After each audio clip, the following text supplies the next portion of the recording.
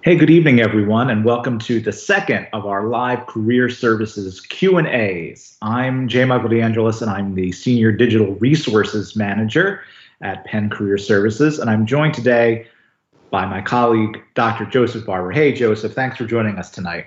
I am happy to be here. First YouTube Live, then Hollywood, they say. So we'll see what it takes us.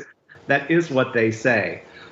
Joseph, hey, good evening, everyone, and welcome to the second of our live career services Q&As. Sure. So I lead the team that serves Graduate Students and Postdocs across 6 of Penn schools. Services. So master students, PhD students, postdocs across all disciplines. We have, I think, in our portfolio of academic disciplines, about 83 programs that we serve. So it's a nice team to be able to work with this population. My background itself is somewhat unusual, I suppose. I think we all have somewhat unusual backgrounds, but I have a PhD in animal behavior. I worked in the zoo and aquarium field for a while. I was at Disney's Animal Kingdom for a while. And so I bring sort of a diverse background that hopefully plays well when working with students who are looking for new ways to explore their careers, new ways to use their academic experience. So it all works out in the end. Fantastic. So Joseph, as he said, works with our graduate and postdoctoral fellows. But tonight, he'll take any question that you throw at him. Anything at all. It's an Ask Me Anything. So feel free to use the chat box to send us a message or a question, and we will get to it as soon as we can. But Joseph, I want to start things going here. Obviously, we're living in some fairly extraordinary times. What are the biggest concerns you're hearing right now in your career services appointments? So I think one of the main ones, especially with the PhD population in particular, is the academic job market hasn't been great for some disciplines for quite some time. And with academic institutions really worried about their budget lines and sort of having hiring freezes across the board, it's going to make for a rough year in terms of academic jobs moving forward. I think in some of the STEM fields, there are jobs being posted now. There are people getting offers still. So that's that. For some of the other fields, especially our professional students in architecture and landscape architecture, city planning, a lot of the internships, obviously, that were out there that people have been applying to have disappeared for a while. Some of them are virtual, and we've definitely heard of students making that work for themselves. But other organizations have really just had to stop things and pause things in terms of engaging with students in an internship role. And obviously, that makes it somewhat of a disadvantage because internships are a great stepping stone to demonstrating your value and worth to an organization and to the hiring manager. And so it's a great way of getting a full-time position. But it's not the only way. And I think, we've seen a lot of people think creatively about how they can use their summer to work with other students who are in similar situations, to put on projects and do work with their skills, working with data, working with design, so that when it comes to their resume, when it comes to chatting with people about how they manage this process, not only do they have something to point to, but they're also demonstrating that they are proactive and creative and have built teams of people to work with them, all of which are great skills to have. So I think that there are the obvious challenges of just being fewer positions, but there are also different types of opportunities that you can gain through that you might not have gained before, had things not turned out the way that they had. Right. So can you talk a little bit more about making your own opportunities? This is something that I've been hearing a lot of our colleagues talk about, and I understand it, and I think it's a possibly very exciting way to turn this into a positive. But I could certainly see from a student's point of view going, well, what do I do? Well, before it was very clear. I needed a summer internship. I applied to a summer internship. I got it, and they would tell me what to do. Now I'm just out here on my own. And not that Penn students, our graduate population in particular, aren't incredibly entrepreneurial, creative, driven people. But I could imagine that in this moment, it's just, what do you mean make my own opportunity? Right. And I feel like, obviously, it's very different for different types of people, right? So if you have a strong data background and a quantitative background, and you're interested in something like data science, right? Data science is basically just an opportunity to see collections of data out there and do something with them and translate them into meaning, or to sort of ask a question and see if you can get an answer. And these data exist in many forms, and sometimes you find them from databases, sometimes you are just interested in a sport or a lack of sport, and you say, well, what does this mean, right? I want an answer to this question. And these small things, even though they are not paid, obviously, and they're not even sort of volunteering for an organization sometimes, they present an ability to showcase a curiosity in terms of saying, I have these skills and I want to try something new. I want to push the boundaries. So even if you're just on your own and you're looking at whether it's data or design, or even just the things that interest you about the world around you, I think there's always a way to say, I've done something. Now, it's perhaps easier to imagine if you are someone who has been working on a research project as part of your courses, and you've done something similar with a data set, or you've done some research into a health issue that's arising. Maybe you're an MPH, a public health master's student. You can sort of echo what you've done in a course and sort of bring it into your own space and say, well, how can I do something similar to this? This is obviously a very valuable experience that I gained from this course, and I was told to do this. But what happens if I were to take the initiative and try something like this myself? And I would say it's very hard to do that just by yourself, because I think everyone is looking to do something. The best approach is really to look around you and say, well, who else do I know who can offer a different insight into this? Someone from a different degree program, someone with a different level of expertise.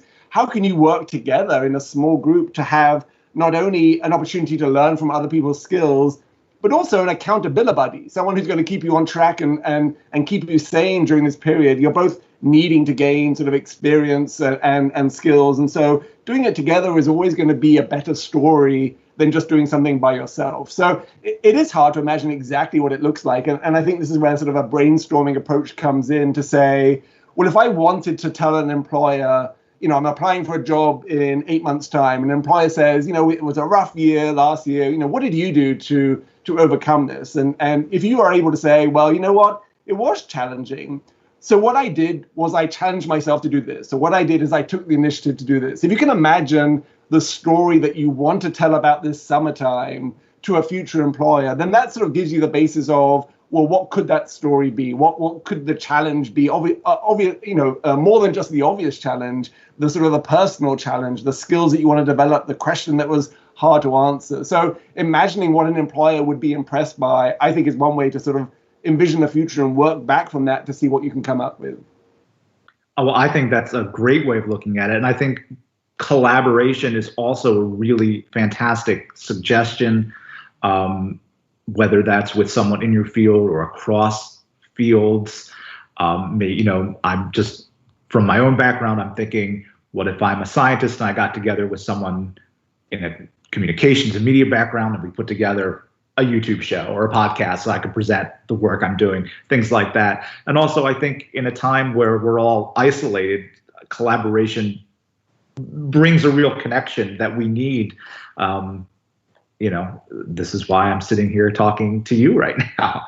It's a skill set for the future. I mean, it's not going to go away. The technology's always been here. We've always had these ability to work virtually and on different projects and using these platforms where everyone can collaborate on. I think it's just brought it into focus that they are not just sort of additional add-ons. They can be part of the mainstream way that we work. And obviously, some people miss the people around them, and these screens are not a substitute for that. For other people, these screens are far better than real people. I mean, everyone has a diversity, but I think the technology that we are all leveraging is part of the way that we're going to work moving forward. So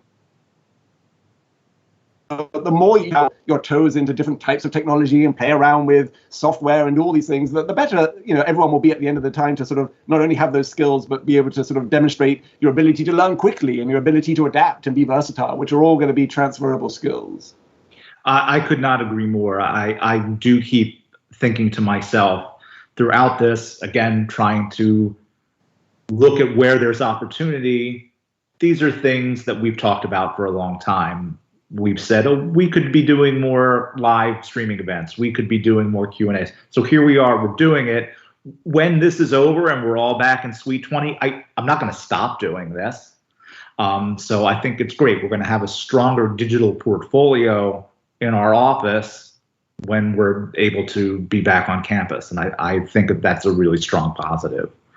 And I think there are some interesting questions that come from that, right? So I've been thinking about how we do our advising appointments, and we're meeting people in their own spaces, right? So we're meeting students in their houses, their bedrooms. We're in our own spaces, and there are two questions that come to my mind, which is the advice that we give people more meaningful when they are in their own space, right? So if you're in your home and someone gives you advice, are you able to accommodate that more so than if you have to come to someone's office and sit in their weird chairs and they tell you something and you write it down and then you have to go back to your class and then you get back to the home 9 hours later and then you've forgotten everything that you told them about. So, are we meeting people at the right place? Is that a benefit? And then the other thought I had was the other side is, if I'm telling you information about your career and I'm telling you this information from, let's say, my bedroom, does that information seem less valuable because I'm in my bedroom and it's just not translating across as being professional, as opposed to when I'm in my office surrounded by office-related things? So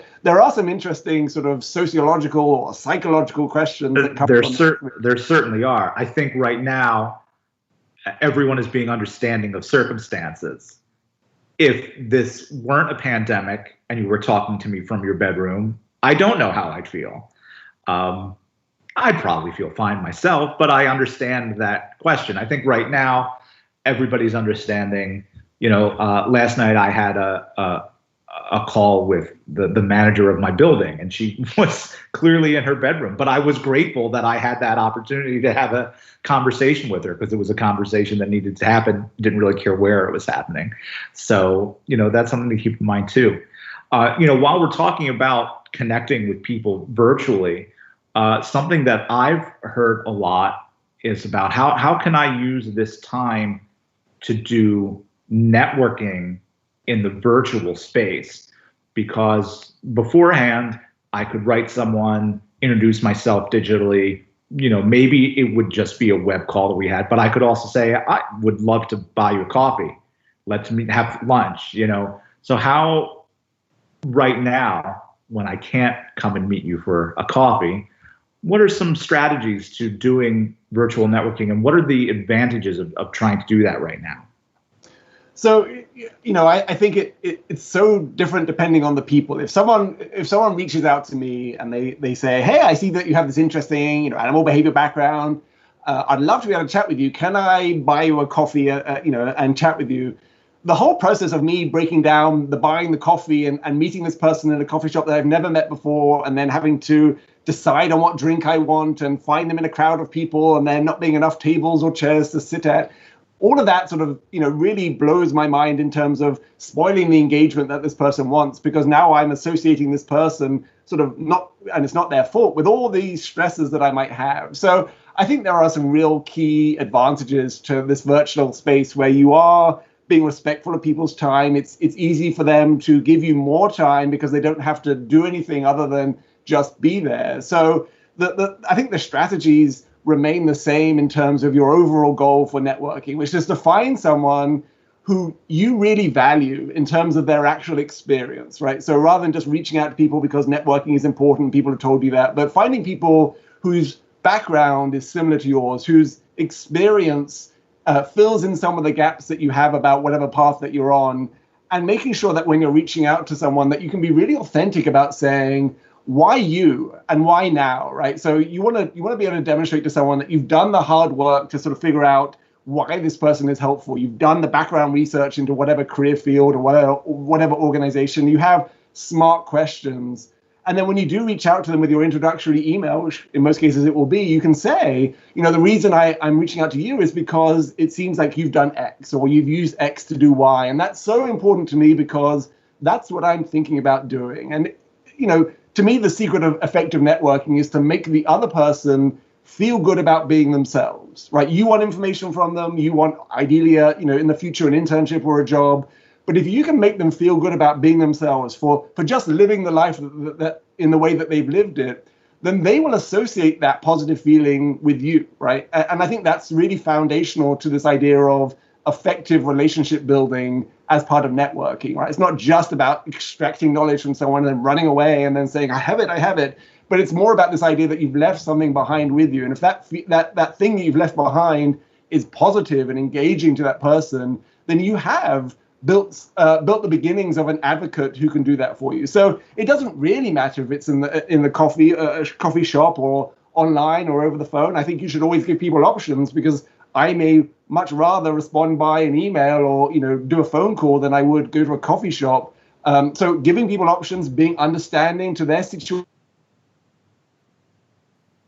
children well because they're having to do their job and teach their children. There can be times where it's not helpful, but the more that person understands why they're valuable to you and what you've done to come to that point of view, the more likely they are to sort of say, this is worth my time. Right? I can see the value that I can bring to this person, and that makes me feel good about being myself.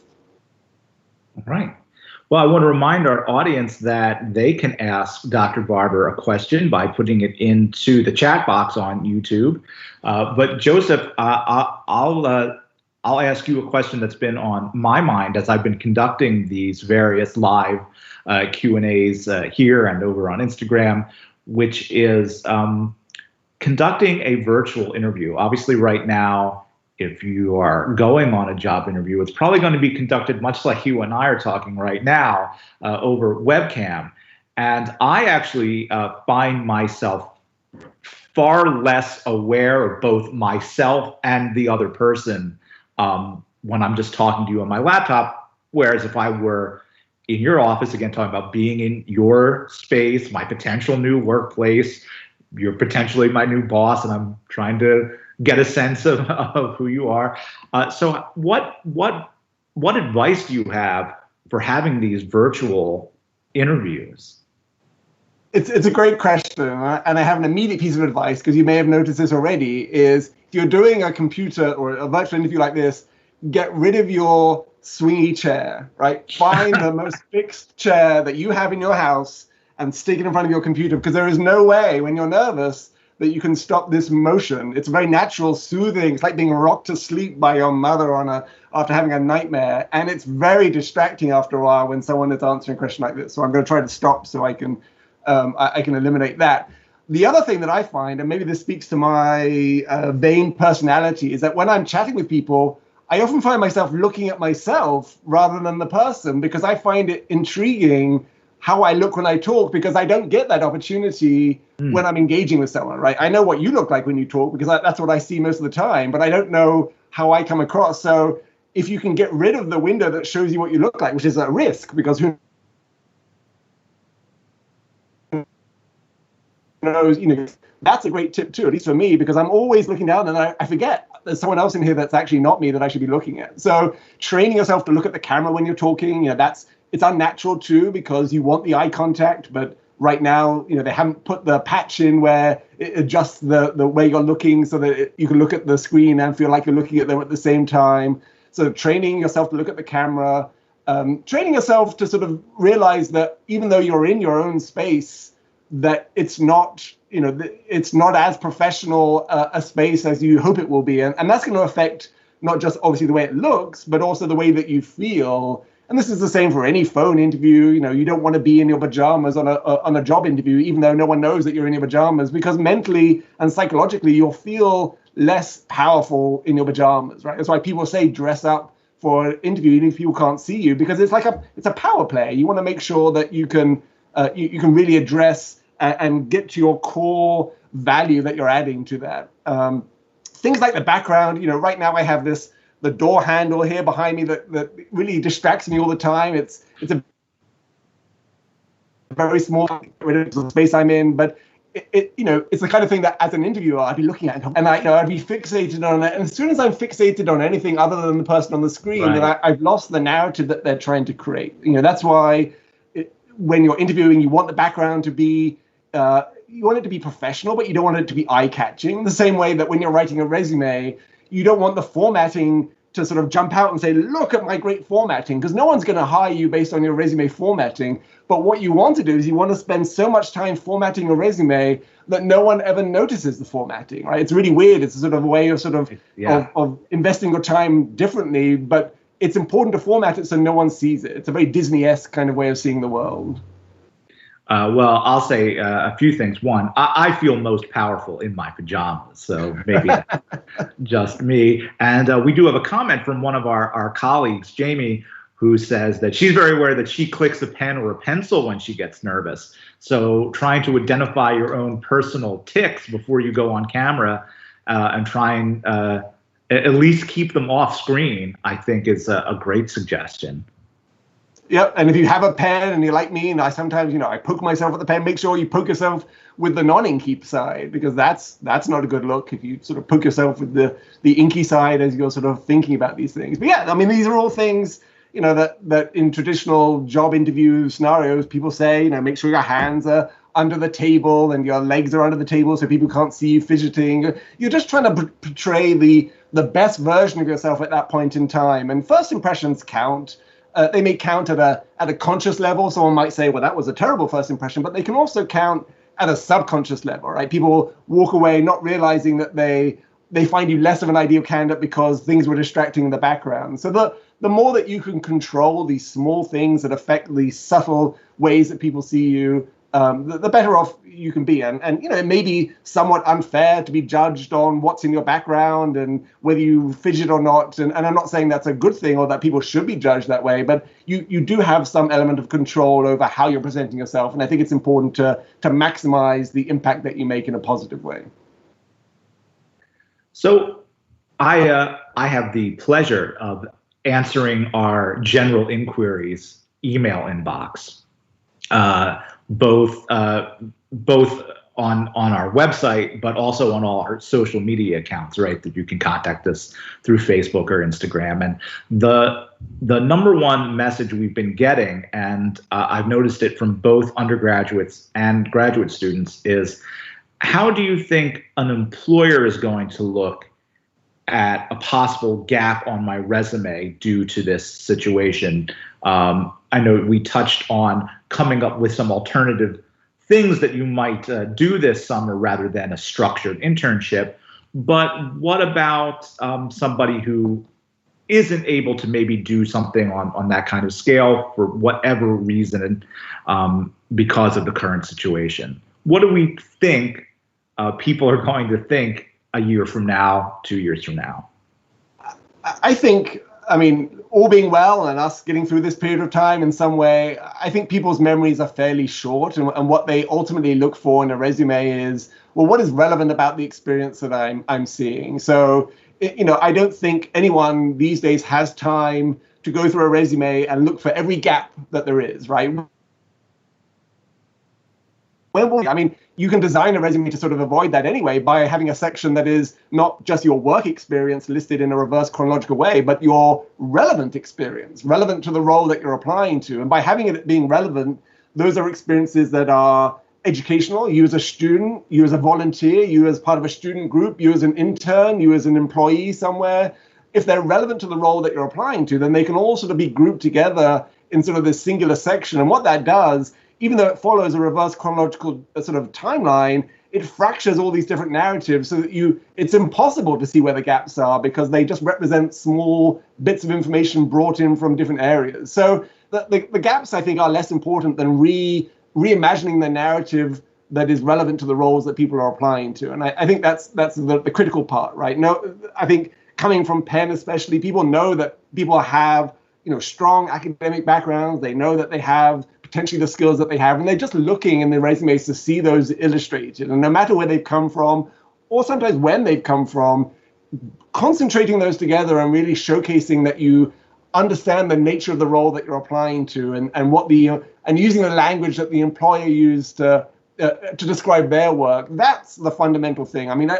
Even if during the summer there wasn't something fundamental that you could point to, that's not something that I would ever, draw attention to. I would work around it to say, here's what else I bring. And over the next year, there'll be lots of opportunities, albeit slightly different than perhaps that they could have been, opportunities to gain skills and have experiences that are still resumeable, if that's a word, and that you can sort of talk about in a very optimistic way. All right. Well, we have a question from the chat room here. What is your most used resource when speaking with students? I would imagine that's not a one and done answer. There's probably different answers for different scenarios, but maybe share with us some of your favorites or your go-tos. Sure. So, I mean, I think it's about where people are in the stage of the process, right? So the job search process can be broken down into different phases, and people have different models of what it is. But there's the sort of the self-assessment phase, the looking inward phase. What do I want?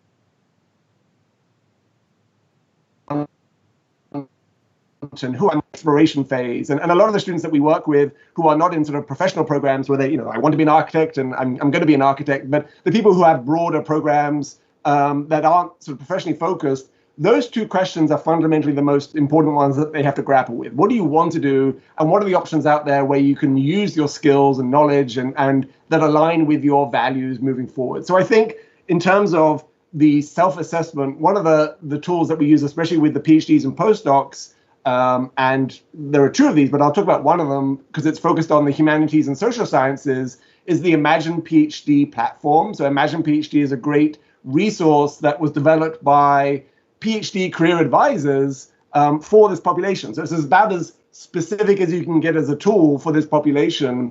And it takes you through a range of self-assessments that look at skills, interests, and values and help you sort of map those out. And it doesn't tell you anything that you don't already know because it's just reflecting, who you are, but it gives it gives an alternative set of language that you can use to describe yourself.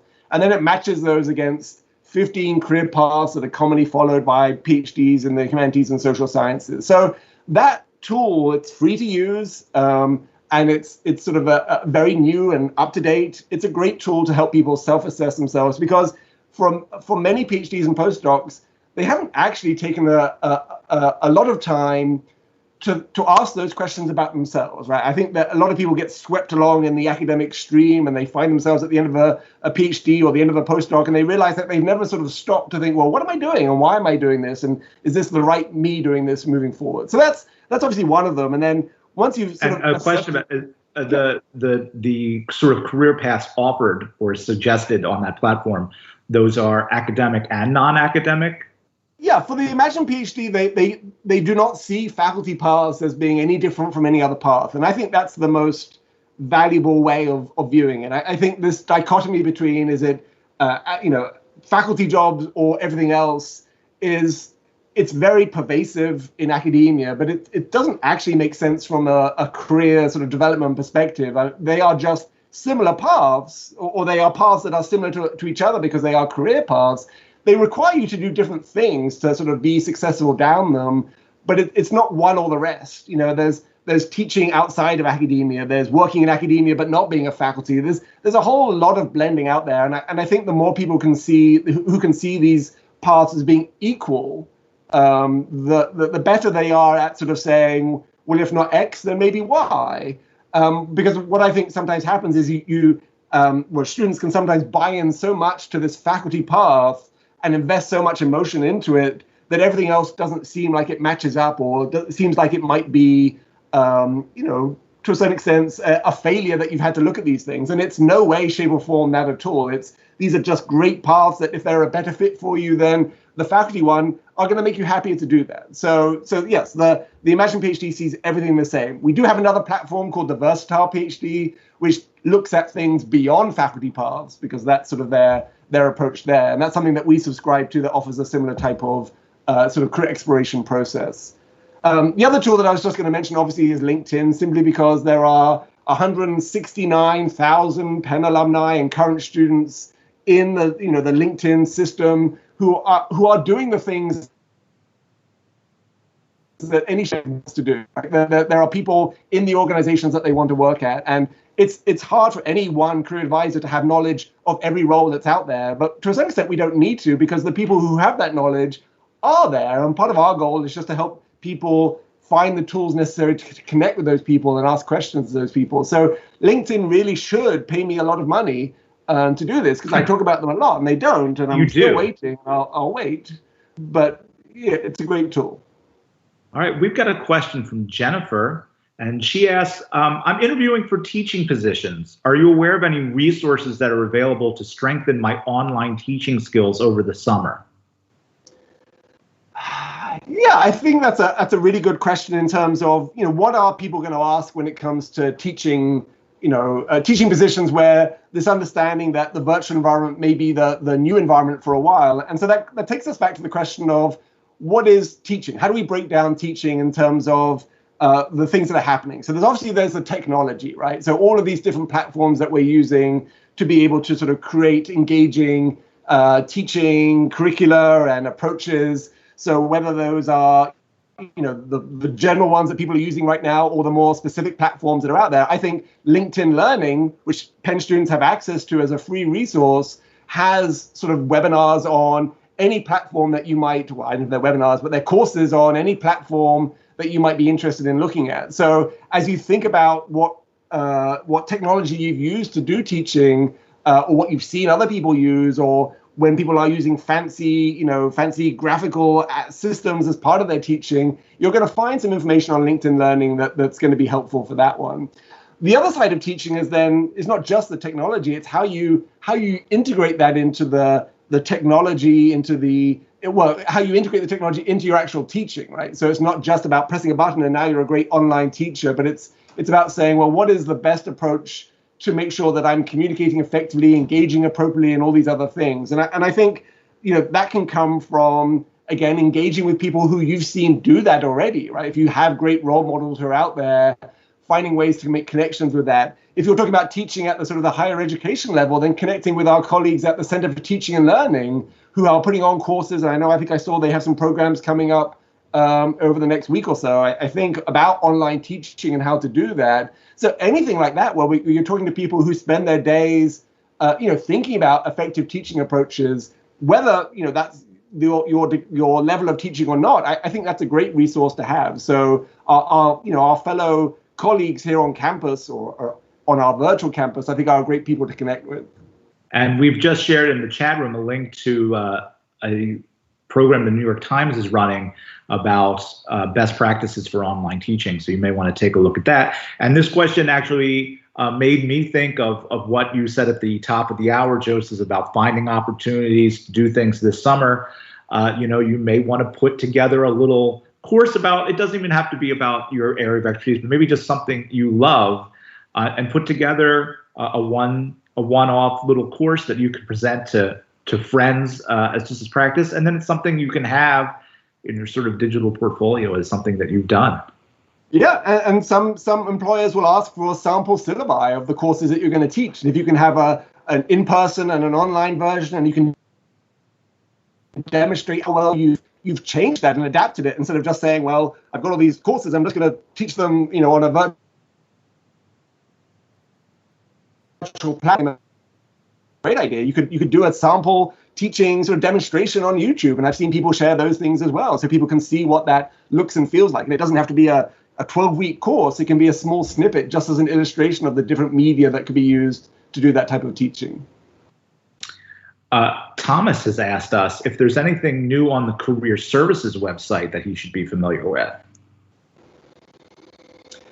So we have lots of resources that I wouldn't say are new, but I would say that are underutilized, as always, at this point in time. And so if you haven't looked at some of the online subscriptions that we have access to, I mean, it's a broad question, so it could go in lots of different ways. But I think some of the resources like Career Shift, which is a great opportunity to explore different employers out there and see not just the people who work at these employers, but other employers who might fall into a certain industry. It's a great tool that I think it's hard to find something that does this very simple function to say, I'm looking for companies in Pennsylvania who work on medical devices, right? Or I'm looking for companies who are working in healthcare in Nebraska or whatever it is. It's very hard to get a simple tool to use that. And Career Shift is one of those tools that can do that.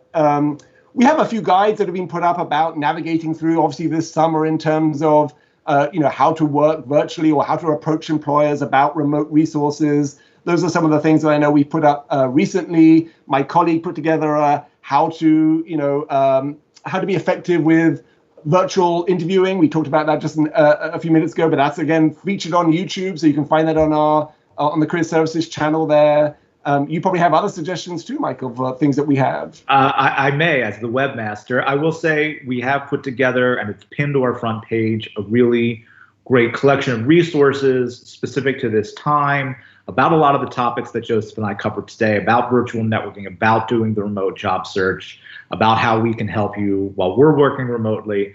So do find our sort of COVID resources page. I think it's just a great one-stop place where, again, a lot of these things were things we had already. Maybe we, synthesized them in a different way, but you can find them all very easily together in one place. And I think that's an important resource right now.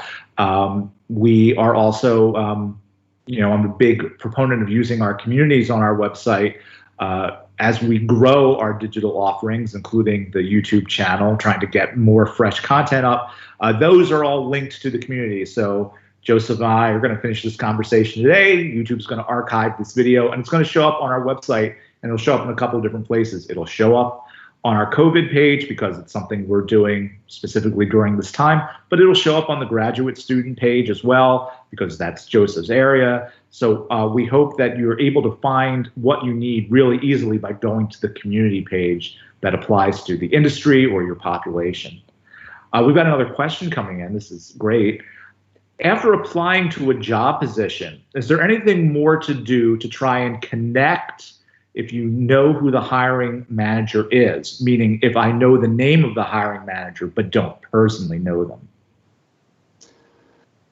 So, this is an interesting approach because there are lots of things that can happen before you apply and as you're applying and after you're applying. You sort of have to pass which is the most appropriate thing to do, right? So one of the things to ask yourself is, well, what is the goal of reaching out to this person? If I could reach out, I know who they are and I have an email, what would I want to say to them that would make them go, oh, that's good, I'll take a look at your application. And I think one of the things that you can do that is probably likely to be effective is to say, well, do I know anyone who knows this person, right? Are there other Penn alumni who are at this organization that I'm interested in who might know this hiring manager because they've been hired recently or they're part of the same division? And certainly you could reach out to that person, but you still have to have a goal in mind, right? What are you trying to do what do you want from this Penn alum, in terms of their next step? And I would say reaching out and obviously learning more about the employer is great to try to do before you've applied because it's a more authentic way of doing that. After you've applied, you could certainly reach out and you could say to them, hey, I just want to let you know that I've applied for this position. I know that you are recently hired here. Do you happen to know the hiring manager? I'd love to know your thoughts about, their ideal candidate if you know that, or whatever question that you want them to say. But it's not necessarily appropriate to reach out to them and say, hey, could you let the hiring manager know that I've applied?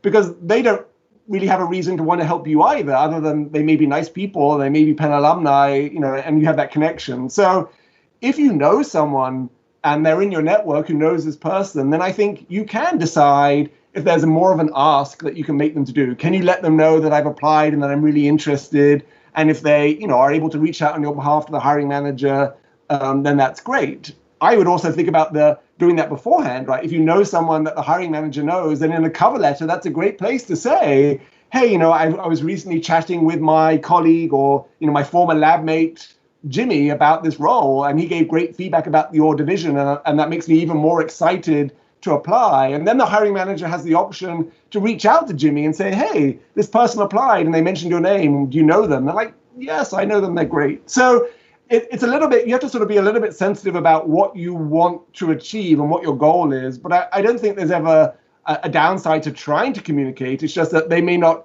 want you to communicate if there's not sort of if